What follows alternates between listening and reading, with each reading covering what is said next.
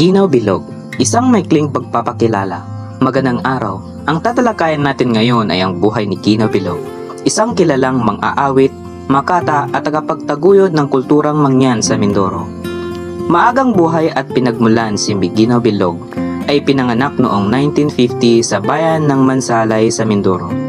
Isa siyang Mangyan, isang katutubong pangkat etniko ng Pilipinas.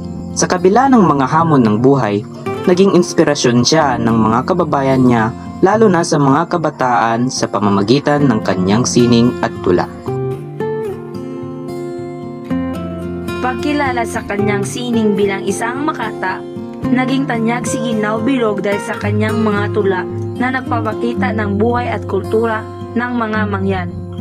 Karamihan sa kanyang mga akda ay sinulat sa Hanuno, ang isang wika ng mga Mangyan.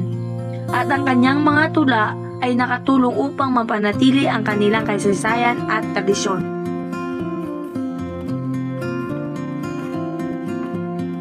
Pag-aawit at pagpapalaganap ng kultura bilang mang-aawit.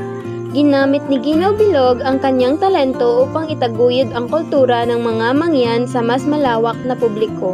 Ang kanyang mga awit ay nagsisilbing tulay para sa pagpapalaganap ng mga kwento at tradisyon ng kanyang mga kababayan.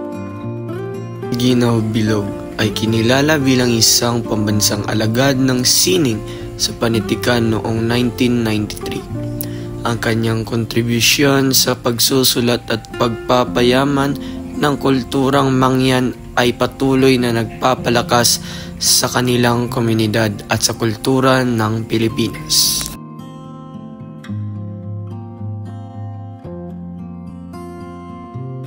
Si Ginaw Bilog ay hindi lamang isang makata at mga awit, kundi isang tunay na tagapag-ingat ng kultura ng mga Mangyan. Ang kanyang buhay at mga gawa ay isang patunay ng kahalagahan ng pagpapahalaga sa ating mga ugat at tradisyon. Maraming salamat!